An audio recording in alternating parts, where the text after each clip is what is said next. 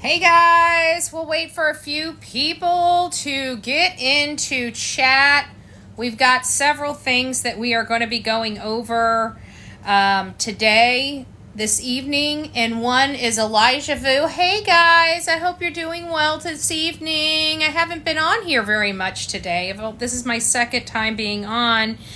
And it's because I had a lot of stuff going on today, and it looks like the car is doing well. I got the car back. It's got to go in for a minor little thing, but the car drove great. So I think we're finally through the worst of the car for those that would like, that has been following up on this.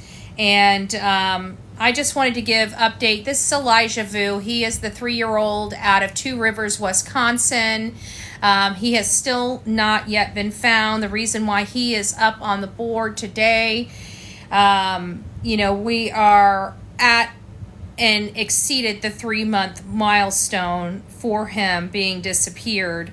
And I just wanted to read an article about him. We've got a few things to go over, and then we'll get over to Sebastian Rogers and updates on that. So Two Rivers, not counting the snow, Mishicot Road and Two Rivers look mostly the same as it did 3 months ago. The exception is dozens of stuffed animals and dinosaur toys meant to bring children joy, but are a somber reminder of a missing 3-year-old from the apartment building across the road from the Holy Cross Cemetery. We're still optimistic that we're going to find him. Obviously, we're frustrated.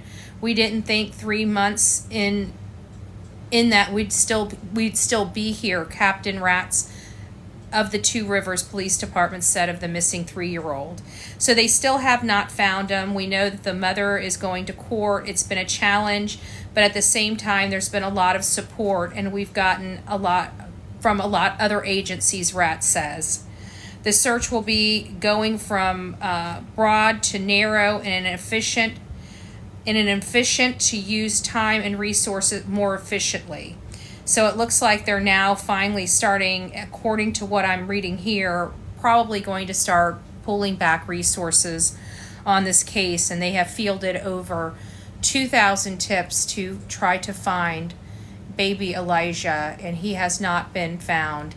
So it's not the news that we want at all, but it's the news that we have.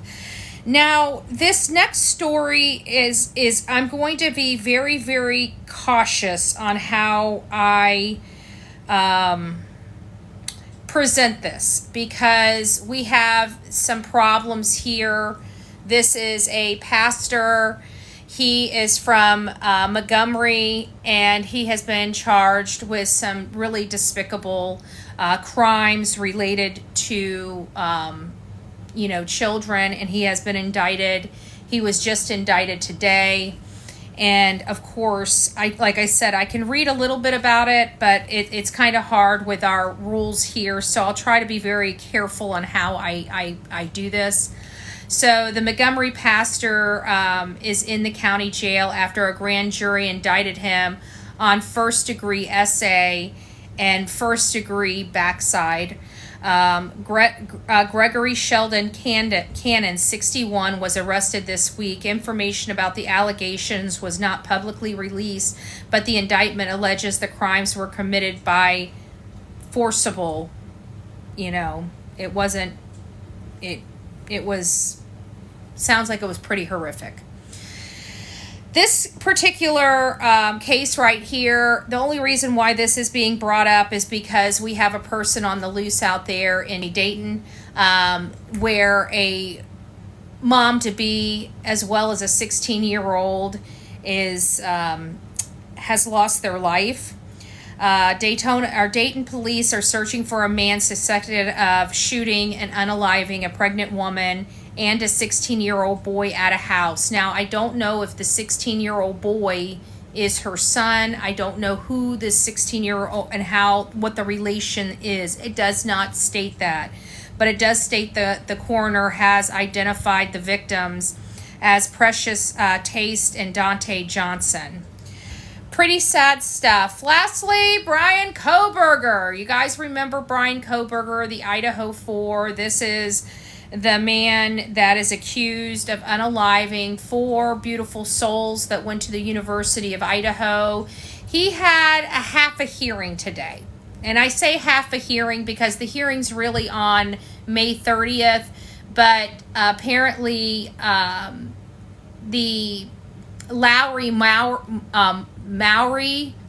Mowry, which is one of the affiants, he is like the digital forensics guy for either Idaho State Lab or for the Moscow Police Department. I think he works for Moscow, but it might be, I don't know if it was Idaho or Moscow, but either way, he couldn't be there from my understanding on the 30th, and so they wanted to get him on the record, and this is what they did. They went ahead and got his testimony on the record for that hearing on the 30th. We will also monitor that. We did run this live on our Bullhorn Betty show on YouTube. And so if you guys would like to see it on the 30th, it's at 1:30, which would be 1:30 to 4:30 my time, Eastern Standard Time. And that's really all I have for that. It really wasn't a whole lot. Yes and no. Here, let me just give you guys some information here about it before I change my thumbnail. So the defense attorneys are asking the judge to order the prosecution to share more evidence in their case. So this was related to their motion to compel, their 4th and 5th motion to compel, which I believe is going to be heard on the 30th. But they needed to get this particular agent's testimony on the record. The evidence reportedly includes specific information police used to arrest Brian Kohberger, including cell phone tower data and video and audio recording of the white sedan near the scene of the killing, of the unaliving, according to Idaho Statesman. Kohberger faces 4 unaliving charges in connection with the November 2022 stabbing, unaliving of Ethan, Xana, Maddie, and Kaylee. So, they're asking for, I think they're asking for this to help support the alibi, that crap alibi of him stargazing. I feel like that's a boilerplate response because I've never heard it before. But, like, who uses stargazing? Like, who stargazes?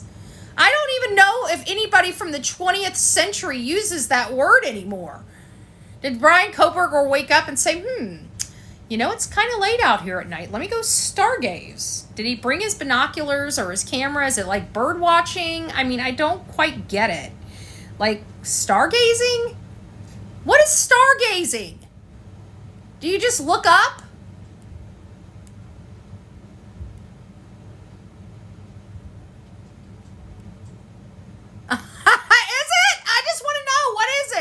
What is it? So that was it, and of course they're going to be back on the 30th, and we'll get everything that we need to get from that point forward. Whether they're going to release it or not, I really, really, really don't know. I can't tell what the heck this is. Is this something that This is another thing I'm kind of working on because, many of you guys know that we've been covering the case of Sebastian Rogers, the 15-year-old autistic boy that disappeared from his home in Hendersonville, Tennessee.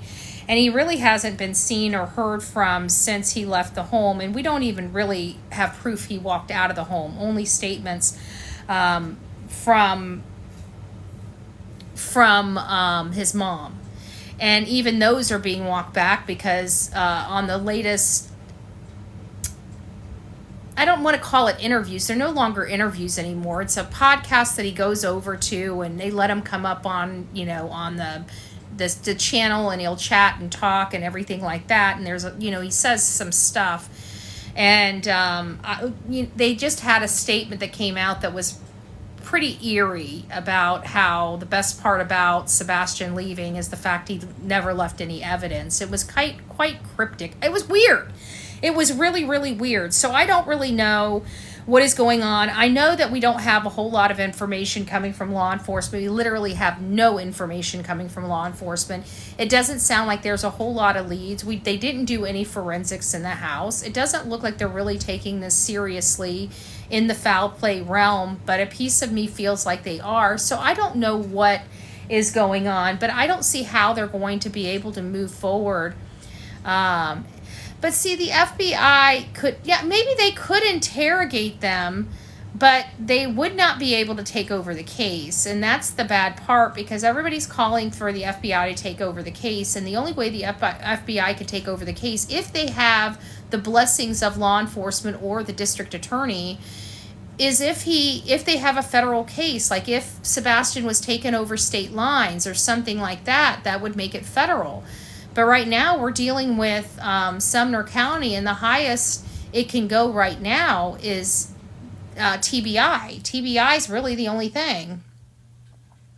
I think his mom gave him something to sleep, and I was thinking about that too, Lori. And this is the problem. And here is this is kind of the buzz. And I'm glad you brought that up, Lori, because there is a buzz going on right now, and it's with this Evil Exists video. It breaks it down for you, but it's kind of crazy because, Chronicles of Olivia recorded this, but I want you guys to watch this. Following the Sebastian Rogers case, you will know that we are fast approaching the 3-month mark of his disappearance. It is absolutely heartbreaking. Many have seen red flags from his mother, Katie Proudfoot, and his stepfather, Chris Proudfoot. If you guys haven't watched this video that I posted last night, I'm pretty sure this is the. Did you see? Yeah, this is the one. This is the one. And I'm going to try to put this up. I may have to take my background off, but I'm going to try to put this up so you guys can watch it, because you need to see what she's doing. Please check it out before watching this one. In that video, I play a clip of Katie talking about moments after she realized Sebastian was missing. Is she telling us what happened with her body language? Well, today I want to take a look at that same clip. The more I look at it, the more red flags I see. Take a look at this. Watch. What do you see? I jumped in my car and I drove around the neighborhood and I drove over by the school, and he's already, at this point I was hysterical and I was crying. I jumped in my car and I drove around the neighborhood and I drove over by the school, and he's already, at this point I was hysterical and I was crying, and he's already.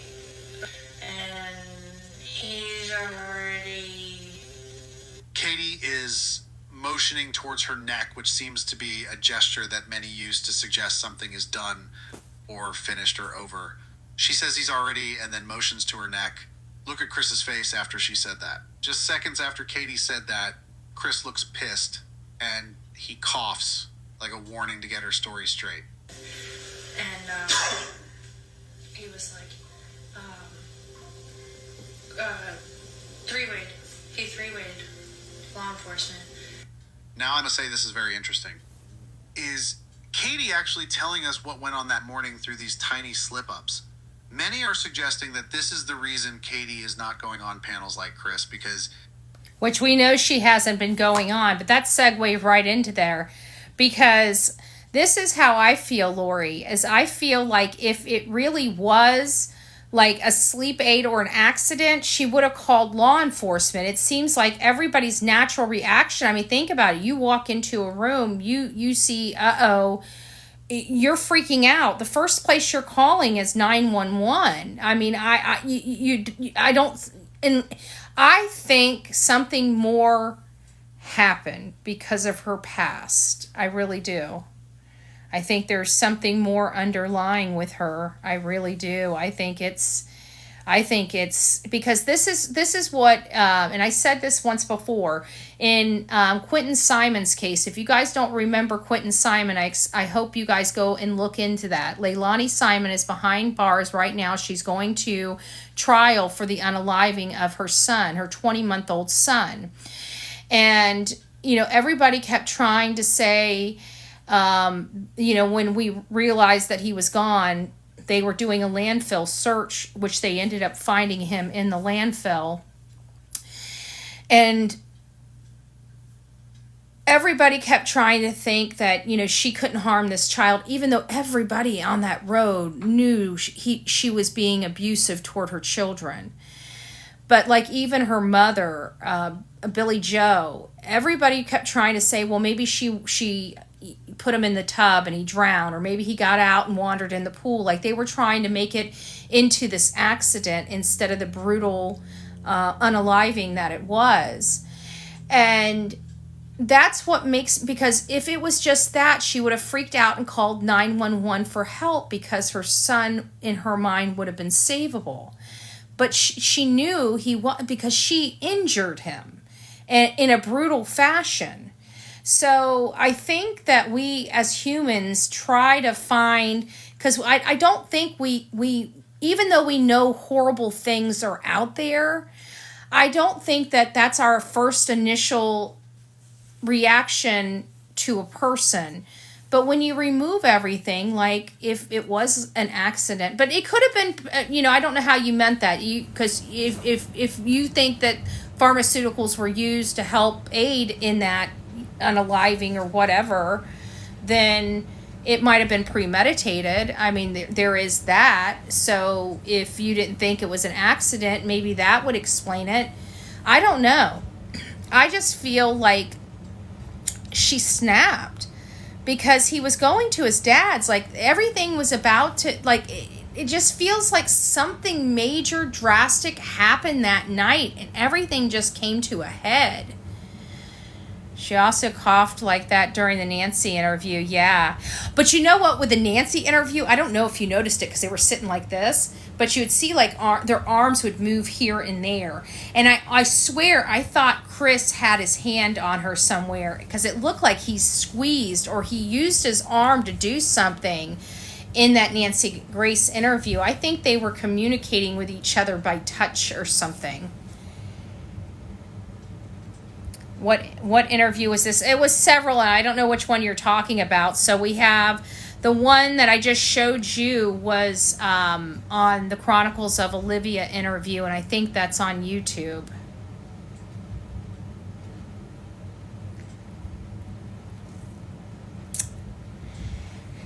What does it say? Chris had to have went home between 9 and 6-8. That's what, Shani, that's what I kind of feel happened. I feel like something happened at the house that made him go back. I feel like that 3-hour this is the problem. We don't have context and we don't have history. And what do I mean by that? Is, do they usually and customarily speak on the phone for 3 hours a night when he's away? If they do not, then that 3-hour conversation is very sus. But if it's something that they're accustomed to doing every single night and have done it, since he's been working on this job, then it's not sus at all. Because is it normal and customary? And I just kind of feel like this night, I don't think it's normal and customary. But it might be. I mean, I don't understand why law enforcement can't just search his room. Not search his room, forensically search his room. It was the last place he was at. And I keep hearing that on July 1st, their house is going to go on the market. But everybody's telling me that, that's not true. But I keep hearing it. Chris started the 3-hour phone thing. Well, it was done in an interview. At some point, I can't remember what interview it was, though. It's kind of interesting, but I can't remember what interview it was, though, unfortunately. So, and lastly, this guy right here is on the run. His name is Tim Chambers. He's out in Tennessee. He just made it to TBI's most wanted list. I've already ran him a couple times today. I just want to keep his face out there for my audience and the people that are going to be coming across this video at a later date. If you see him, do not approach him. But please call 911 if you can. KP, it's time to let it all come out now. I don't think it's going to happen. If law enforcement's not pressuring them, I really don't think it's going to happen. I don't understand how here in Florida we can have Madeline Soto, and Madeline Soto can have a forensic unit inside her home within 24 hours, and we are literally 90 days into this case, and not one stitch of forensic evidence has been collected or done inside or on that home at all. That is just, to me, blowing my mind. It is absolutely blowing my mind. It's the last place he was seen. They have to have probable cause for the last place he was seen. If they can't do the whole house, how can they not do his room? Or did they do his room? If it was just his room, or they did have probable cause for the room, did anybody witness any black stuff, any black tape going or bags going up in the window at all? If anybody has connections with district attorney is involved. Yeah, I know the district attorney is involved, but you know what? We know of those indictments, you know, they're secret. Those secret indictments, the secret grand juries, you know. We don't know what's going on behind the scenes, but you know what? In all fairness, that's how we felt about Summer Wells. We kept thinking, we got a secret grand jury coming up. This is gonna be it. Remember those? And they were related to the substance charges and stuff like that. You know? So, I don't know. I feel so uneasy with this case. He is a sweet boy. He is a sweet boy. He just deserves so much more. He really did. Supposedly Ellie has confirmation that Sebastian was last seen at 5:45 a.m. I'm interested in that because they said no. And I did find the articles, somebody sent them to me, of the Amber Alert, because there was a lot of controversy on whether or not the Amber Alert was issued as him potentially being abducted. And I read it for myself, and it was issued by TBI, and it did state that there was a possibility of abduction in this case. And I know that was a spot of contention for a lot of people, fighting back and forth whether or not, you know, there was any allegations or indications that he was abducted, and there really were. Maybe one of my mods sent it to me. I don't know. They had enough evidence to get a warrant for that's another point, Christy, is, you know, they keep saying that this is not a criminal investigation, and somebody brought up, they said it was not a criminal investigation, yet get a search warrant for a landfill. Like, how is that possible? You know, that seems like it's, you know, bless mama, people brought that up, but I think the behavior of the Proudfoots, I don't see that. I think that's, I mean, anything's possible at this point, but I think they would be acting differently than they are if that were the case. I think they would be acting much differently. If CP didn't do it, then he's covering for his wife. That's kind of where I'm at with this. A vehicle was seen on the side of the road. It was seen picking him up. Katie Meat vehicle. Was it his, because the only other vehicle I heard out there around that time was Kathy Bowersox. She was, we heard by rumor that she was over at the Worsham's store, convenience store, or whatever it is. And I'm hearing that it wasn't just one person, it was multiple people that had made mention of that. Does anyone know if the dogs went inside the house? Yeah, I heard the dogs went inside the house, and they had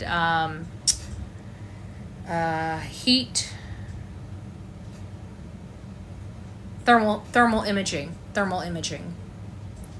but no forensics. The 26th would have been said because it was after midnight. Yeah. But But you know what? They never really clarified that. If you guys haven't, I broke down, it was more of a long-winded video. I think it was like 4 minutes, but it's on my main account, my main Bullhorn Betty account here on TikTok. And it breaks down all of the official sources, because we have NamUs, we have the Amber Alert, you know, and all these things had different information on it, from from where he was seen, what date he was seen, and the location he was last seen. All three of these things had totally different information. And so I think they need to fix that and clarify that first, but it is problematic for me. Does anyone know? Okay, we already read that one. Chris admitted that he called his mom to be with Katie the day Sebastian went missing. Yeah. I also read that Sebastian was supposed to testify at face custody. I heard back and forth with that, Christy. I never got a definitive answer. I never seen him on a witness list or anything like that. But honestly, I don't know, because it was pretty odd that that Nina filed a motion for protective order, you know, fairly soon of when Faith would have came back home from staying at the Proudfoot's home. I find that to be odd and problematic. It seems like something had to have happened over that holiday weekend that Faith must have told Nina. But when Nina was on the interview with Trev Time, it didn't sound to me like Nina stated why she did the protective order when Faith came back home, which is a little odd, and I wonder why. You know, I do wonder that. So I guess it's definitely another topic of conversation. I'll do some more research and poke around and see if I can find something.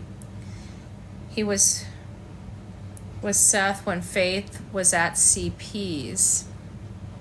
Are we sure about that, Wendy? I'll have to ask. I wonder if they'll answer. But maybe Nina's lawyer was going to question him. I heard that too, because one of the reasons why I said when we first started covering this case, a lot of people thought that you know, she took them to like a school or something, and I'm like, no parent's going to go through this to hide their kid in a school. Like, that's not an illegal act. They would not be going through this investigation for a non-criminal act. She can put them wherever she wants to. And somebody at the beginning had brought up that maybe it's because they needed to get rid of him so he couldn't be called to testify at that hearing. But, you know, I don't know. Okay, I got you, Wendy. No worries. Did you hear Nina add the phone call to the hearing? No, I did not hear. What phone call? What? Yeah, I'm not sure. I really don't. From what I underground, the vehicle was Katie's mom, which was surprising to me. Yeah, I heard it was Katie's mom as well. Or not Katie's mom. I heard it was Kathy Bowersox, Chris's mom. I heard about Katie's mom. I heard about some potential text messages or some communications with Sebastian. I don't know if those have panned out yet or not. Yeah, that leaked phone call between Chris and Heather, that was kind of deplorable. I don't understand. That's, you know, one of the reasons why I really don't believe he has a good relationship with his mother, is how easily he can speak to females like that, you know. I've met people like that don't really care, but they don't have good relationships with women or their mom. They have a terrible relationship with their mom, and we heard about his childhood with him hurting animals and pooping on a mouse. I still can't say that with a straight face. He seemed weird, okay? He seemed weird as a kid. He probably had I'm thinking that Kathy was she probably had abusive relationships, multiple relationships. She's probably one of those type of moms, I would presume. I'm trying to find reasons that they wouldn't have a great relationship. The way they treat their mother is usually how they treat you. Yeah, but it just doesn't. I mean, even if he treats his mom decent now, usually the women is from the childhood. He has childhood trauma. Whether she had an abusive man around him that was not his father or even his father, I don't know. He just does. I don't think he has a good relationship with his mother. His mom also might have been a victim of domestic violence, which may have conditioned him that a man is conditioned like that because of his own mother's trauma and what was present in his own upbringing. So I don't know. It all does make a difference. But anyways, guys, I just wanted to come here, give you your updates on here. We have a pastor out in Montgomery that did some terrible things. It sounds like he raped, and was indicted for that, and it sounds like it was pretty horrific. It sounds, the Kohberger stuff, we'll be hearing more about that hearing on the 30th at 1:30. And Elijah Vu, the searches, it sounds like a kind way of saying they're scaling back the searches for Elijah Vu. It's been over 90 days. They haven't found anything. They found his shoe and his blanket, which is not a good sign. At this point, I think they haven't proved that he's not here yet, but I think they're working toward that avenue so they can charge Katrina and Jesse Vang with Elijah. But they were hoping to find him, and they never found him. So it's just sad. So those are the updates. And then, of course, we have that Jim I think it's Jim Chambers, that is on the TBI Most Wanted, and we need to get him behind bars for the unaliving he did. All right, guys, you guys take care. This is going to be it for me for tonight. I will see you guys tomorrow when we have TGIF. So God bless you. Don't forget to be fearless. If you see something, say something.